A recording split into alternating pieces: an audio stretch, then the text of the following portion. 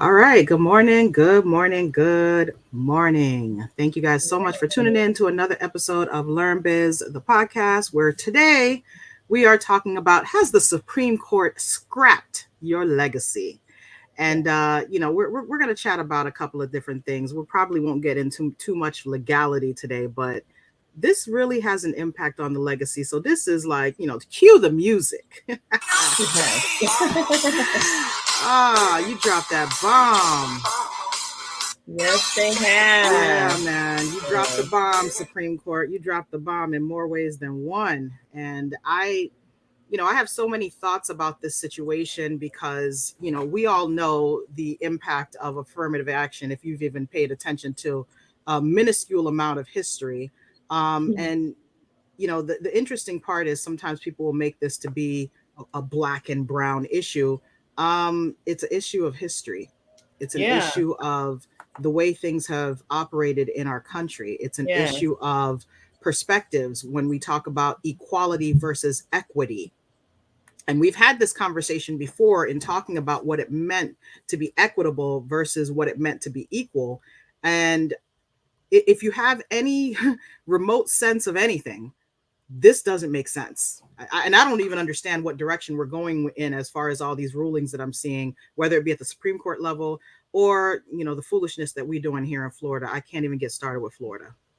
So shout out to Rigo. Thanks for tuning in, Rigo. You dropped the bomb, Supreme Court, oh and we're man, going the to talk Supreme about it. Court. Thank you, Rigoberto. We appreciate you. Yes, the Supreme Court has dropped a bomb, Sandy, and I just think it doesn't bode well for saying that we want our citizens to be the best and the brightest, and we're going to invest in our citizens. There's like no investment from America into the overall citizenry. And, years ago, we heard about the dummying down of America. Well, it makes you wonder, has this all been purposeful? Because it's almost as if America, by the ruling of the Supreme Court, sends this message that classism is extremely important. We're gonna, say that racism is all gone. It's all over with. Nobody's really had to pay a price for that, but it's all done with. And now we're all equal and pretty and equal playing field. Well, no, that's not true. Someone described it this way: privilege is just like interest in a bank. The longer you have it, the more valuable it becomes. So you have people of color who have not been able to be a part of legacy planning and giving in colleges because we were banned from education by virtue of just being black or whatever.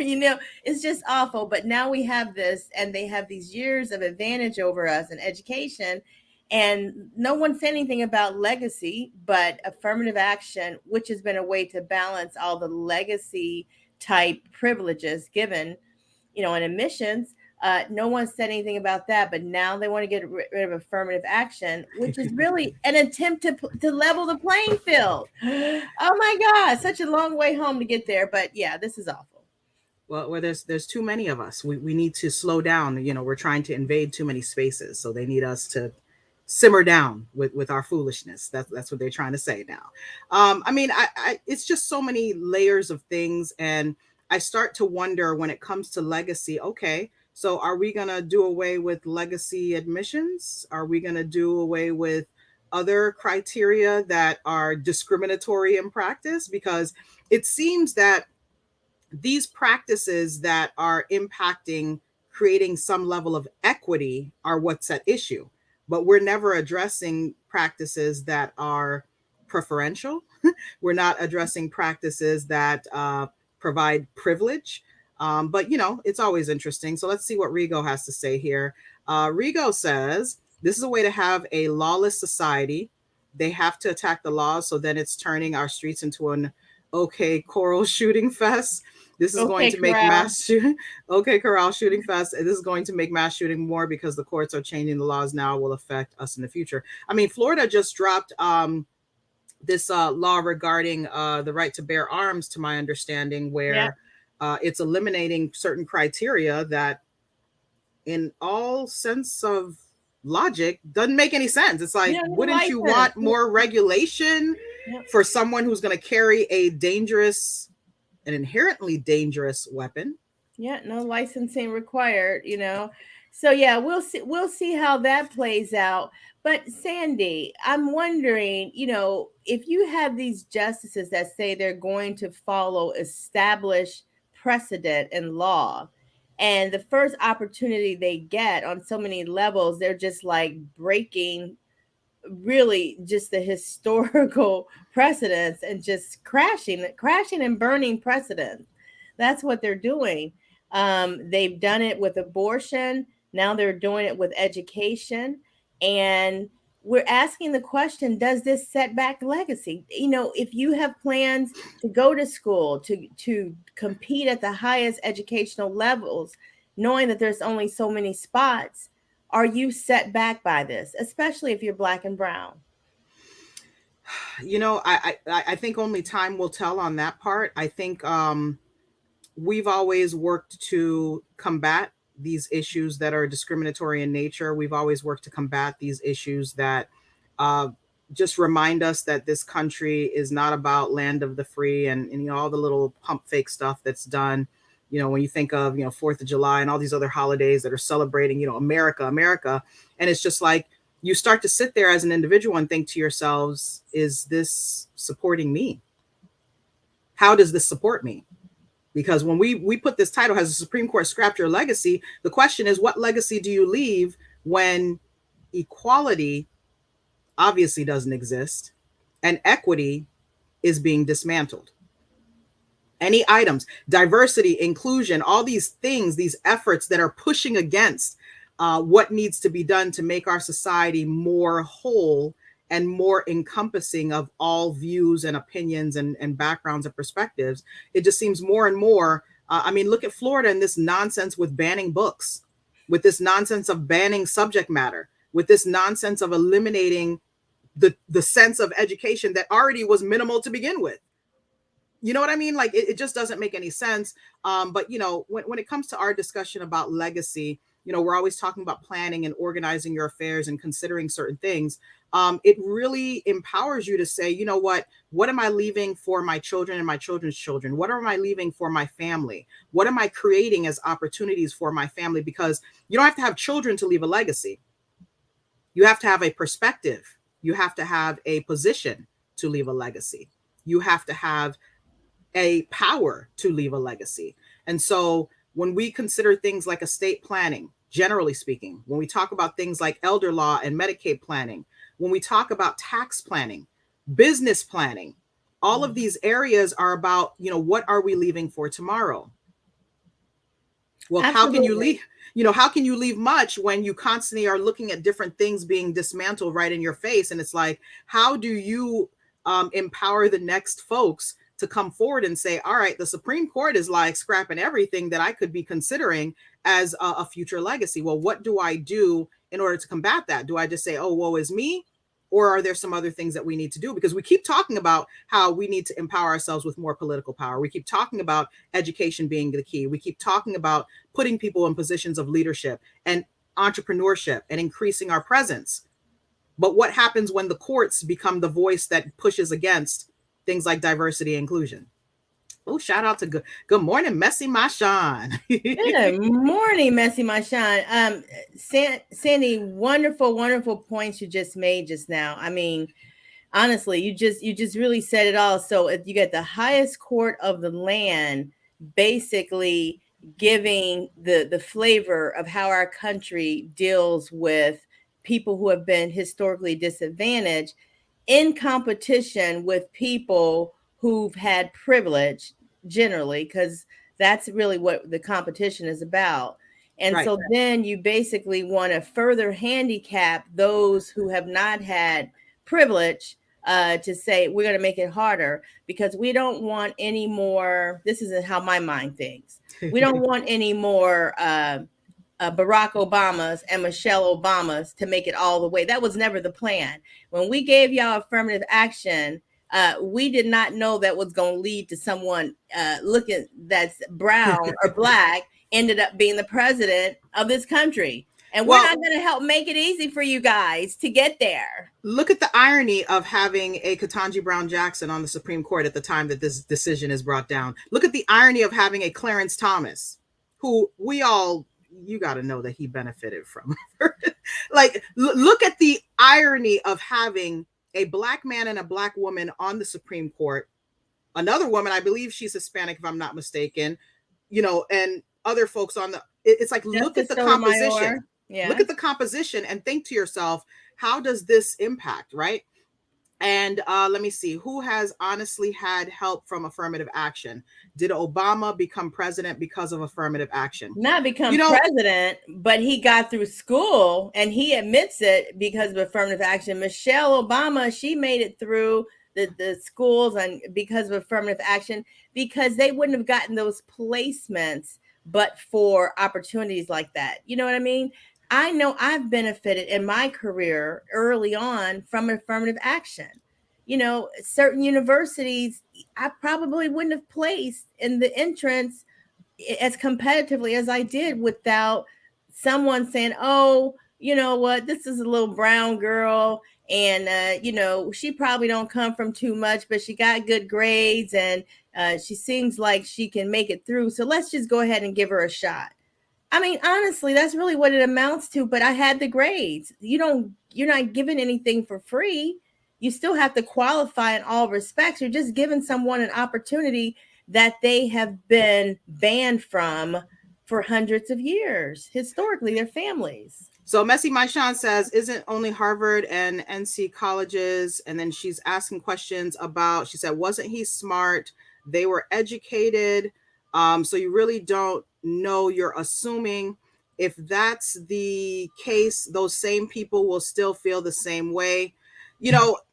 I think that there's room for argument on both sides of this, positioning. I think that there are a lot of folks that did benefit from affirmative action. I think there are a lot of folks that feel like affirmative action is a negative connotation. There's a lot of dispute on this topic. I think one of the issues that people don't recognize is legal actions like this one create a precedent. And what that means is it creates positioning for colleges and universities to revert to systems that were in place years ago. I'll probably have to post something in the description of this video, because there was a conversation about the trends that occurred in college admissions prior to affirmative action. And the reason that affirmative action was put into place was because those trends were leading to decision-making that was not holistic. Those trends were leading to decision-making of just saying, hey, let's create a little quota here so we can throw a black person in, not a qualified person, not a person that has the criteria. Let's just put somebody in. Right. Versus the whole perspective of affirmative action was to allow for equity to take place, not to just pick up a black person or a Hispanic person or Asian person, but to allow for equity to take place where there was considerations to incorporate more. Because when I think back to my college days, and I look at a lot of my colleagues who, decided to go to college, it was just like one of these, many of us had the criteria. We had the grades, we had the SAT scores, we had a lot of those things. But that there were other preferential systems in place where for you to get into a Harvard or any of these other institutions, Ivy League, that was just not about to happen. It wasn't going to happen. It was not about to happen. Yeah. But you could potentially get into maybe some local institutions, depending on where you were. Now in Florida, we know the competition was high. If you come in to apply to a Florida school, you are already dealing on the upside down. And the population in Florida schools, like when I think back to my freshman year at University of Miami, it was kind of like I could count on one or two hands how many students that looked like me were present anywhere. And this is not for lack of grades, right? This is not for lack of grades or performance. You have to also consider the other factors that they're already using to provide admissions, like legacy admissions. Right. So, it's a conversation that needs to explore all of the different layers. Let me see. Rigoberto says, the ones we are supposed to vote forgot are the people, but all these idiots are doing is turning back the hands of time to colonial days or trying to start a civil war. That's why we need to vote. Okay. Messi Machan says, how long was affirmative action in place. Lisa, can you get a date on affirmative action starting? And she Sure. says, aren't we going to schools and getting into debt we can't afford already? Maybe this will allow people to go where they can afford. I mean, I think that people are choosing to go to college for different reasons. Unfortunately, many are not being educated in the things that they need to do in order to avoid debt. I know when I think back to high school experience, there was a huge distinction between the students that were in honors, advanced placement, any of those special classes versus the regular student population. If you were in honors, advanced placement, college admissions were coming to the school, all the different programs and services were offered. It was pushed, scholarships, all kinds of programs. If you were in the regular population, mm, it was a if you had a high school, college, whatever they call those representatives that was pushing college and was encouraging certain students, she may not have been encouraging other students. I know for myself, I remember my rep telling me some things about, oh, why don't you consider doing this? Why don't you consider doing that? And I'm telling her I want to go to college. These are my options, blah, blah. And she's looking at me like I'm crazy. Well, I was like, forget you. I'm doing this on my own. I got into the colleges that I wanted to go to. Now, was it because of affirmative action? I don't know. I know all the colleges that I applied for were colleges that were predominantly white. That I do know. That should answer your I don't question right know. there. That should answer I your don't know. question right there because yeah. So Sandy, to answer your question though, can you hear me? Let me see. Aren't we going to schools and getting into debt we can't afford already? Maybe this will already allow people to go where they can afford. That would be smart. I would love to see more people go to community colleges and colleges that are maybe state-based institutions than spending on that private school education, but also being more educated. She said also people have been saying college isn't necessarily doing the damn thing for us. I mean, I'm going to be one of those people to tell you that if I could go back in time, I don't know that I would have gone to college. I probably would have gone the entrepreneurship route. But the reason for that was many times when we go to school, there is not, if you're not getting certain influences from home to decide on a career path, and you're not getting those influences at school to decide on a career path, many times you're just following what everybody else is doing. So everybody in school was either going military, community college, 4-year institution. That was the most of it. Then you had some that were going vocational route and all that. So it's like you have these influences. The question is, what are the influences that were impactful for the most, right? The majority. But many was college. If our country picks leaders based on the top schools you go to, did they attend Harvard, and that becomes the your senators and your top judges and your top elected officials or whomever, if these folks come from select schools in this country, then it makes it very competitive for anyone to get into these schools because they lead to some of the best positions in the country. So that's what we're talking about. Yes, you can go to a state or local college and have some anonymity in your life and career and do well, and that's fine. But if you have higher aspirations, there's going to be only so many slots. And so it's going to be a fight. And then the fight becomes, how do you make it fair and accessible for all Americans, not those who just traditionally have had access and privilege? So that, I think that becomes the greater question right there. It depends on what you want to do in your life and where you're trying to go. And you don't want doors shut the higher up you go. Affirmative action really started during the Reconstruction era, from the end of slavery and from 1863 to 1865 thereabouts up through 1877. That was the first efforts at some type of affirmative action, was to basically give Black people a standard of living in this country, because now they were legal people, legal citizens. They had rights, supposedly, just like everyone else. And so there were things that needed to be done to basically stand the people up, because they had been deprived of everything. Okay. So that's the reason why affirmative action came on the scene in the first place. Because it was the sins of our stepfathers and fathers of this country. So now the most recent happened in March 6, 1991, when President John F. Kennedy signed an executive order which included a provision. It says here that government contractors take affirmative action to ensure that applicants are employed and treated, equally during employment without respect to race, creed, color, national origin. So, pretty much in the 60s is when it kind of got started. And remember, people, we didn't have civil rights in terms of Black people. We did not have civil rights in this country until the Civil Rights Act of 1964. So that's very late in time. You know what I mean? I was born in 1963. So that basically lets you know that I was still born in an era when discrimination was legal, alive, and well. So Not so that you long get ago. you giving us your age right now? You want I to don't let us even know all mind. your details? I don't even mind. I don't even mind. I just, you know what I mean? I just think we need to stop placating this system who has brutalized us. We have to call it out for what it is. All right, let me get to the comments and make sure I cover all. Okay, so Messy My Sean says, I was in the regular population. I got a full ride due to low income. I left and got married. And trust me, I knew a lot of folks in that position as well. Why aren't we going to HBCUs? You know, I asked this question the other day. I was talking to a couple of folks about this whole concept of the HBCU and why don't we patronize our own institutions? And here was one of the issues that I found. While in theory, it's a great idea, right? The biggest problem that I've noticed with the HBCU system is the majority of the institutions are private institutions. And what comes with a private institution? Heightened expense. That was the biggest issue that I had. And then the other problem that I'm starting to see is, even HBCUs, in consideration of applicants, they're more open actually to receiving of other groupings of people. So it's just kind of like, did we set up the HBCUs to properly encompass our needs?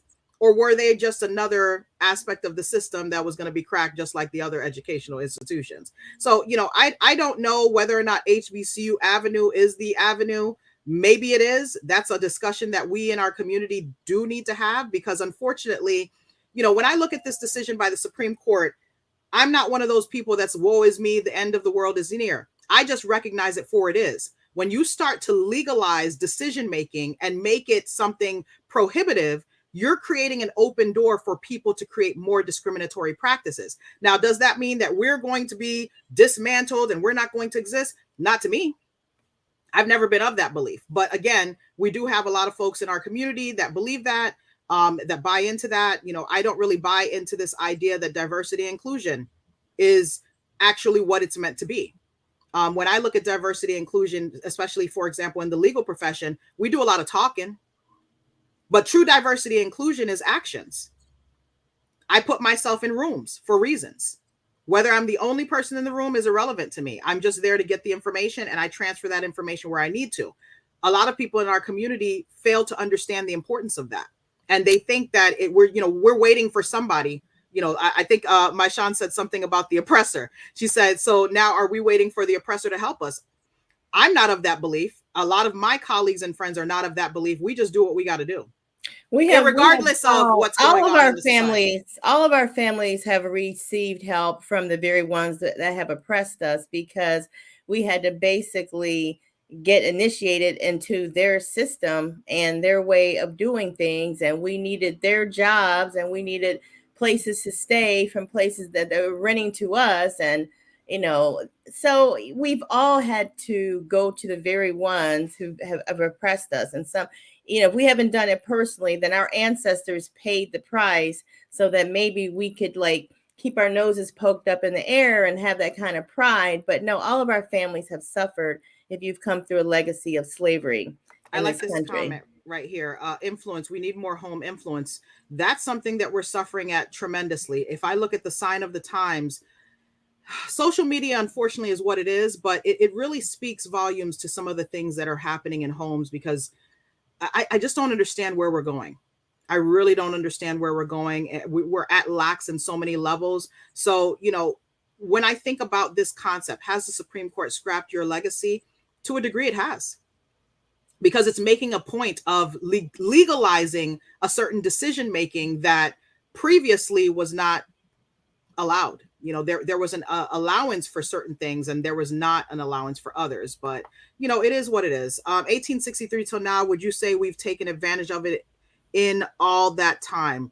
I will say Yes, in the yes, 1,000 times yes. Black folks have become educated. Black men were running from slavery to become educated. So, yes, I mean, if you read some of the history, the early accounts of Black folks getting educated early on, doing the best they can to turn the corner from slavery to getting some level of, status. yeah. Yes, it happened. I mean, we have not, we've only been oppressed, and that's why it looks like we've done nothing. But when you've been held back, you can't do anything. So it's I'm not that I'm we didn't want to do anything. I'm going to give some pushback. I will say yes and no. I think that we have made strides in many areas. We have had, inkling. When I talked about being in college and seeing just a sprinkle of us, I'm like, yeah, there's a sprinkle of us. When I go to different things, there's a sprinkle of us, right? I think the problem that we have is there's a sprinkle of us, but there's not a collective economics. There's not a collective bargaining on our behalf. There's not a collective push for legislation or putting people in position to really do certain things. It's almost like we're always reliant on there's like this one or two people, but there are so many of us in different professions at different levels, but there's a lack of collectiveness. That's just my opinion. I know that we talk about, we're in all spaces. Yes, we are. But to be talking about the first Black president or the first Black this or the first Black that in 2023, it's still problematic to me. And we're still talking about first. So it's kind of like, okay, so what have we done to shift the gears? I think we've done some things, but I still feel like I always have this gut feeling of we're still behind somehow. And we're Well, not all it's behind it is just because of the oppressor. Some of that behind is, yes, remnants of what we dealt with in the past, but some of that behind in my gut is like, what are we doing collectively to make things better? Because they're never going to try to make things better. That's why the diversity inclusion for me is like, okay, what are we doing?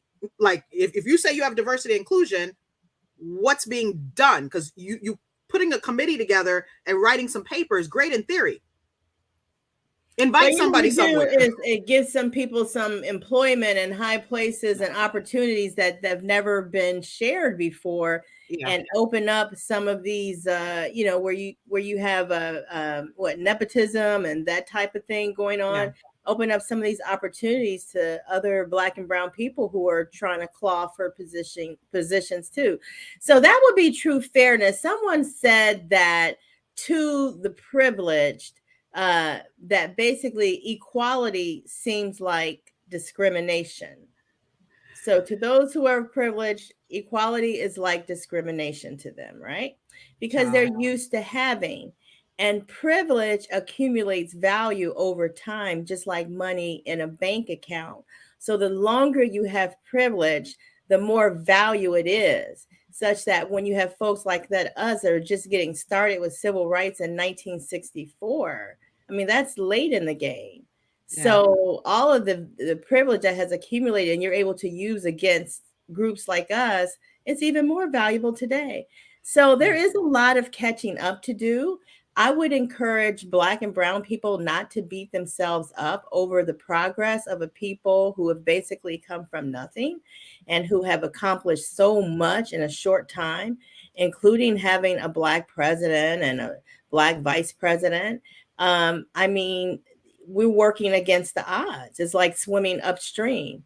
So I think we should concentrate more on the accomplishments and what else is needed to accomplish, and just look at it that way. I think we need to stop talking about all kinds of stuff. I think we need to start collaborating and working together on a lot of stuff. And I think we need to stop looking to others and thinking that the answer is somewhere else. Nobody is going to create diversity for us.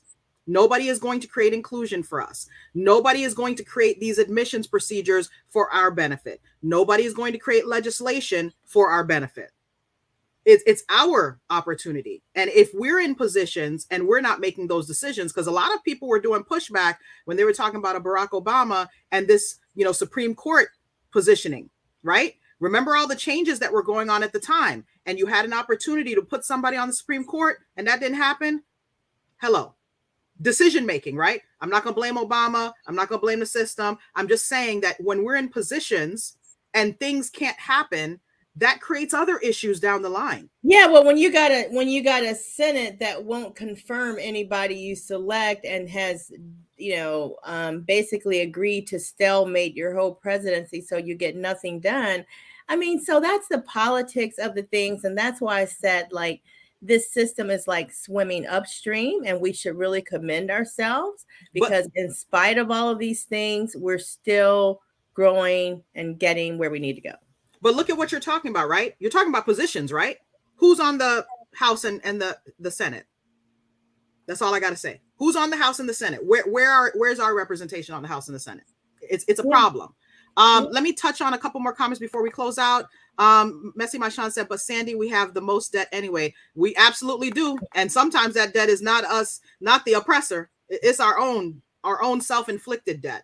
I don't believe in DEI either. All right.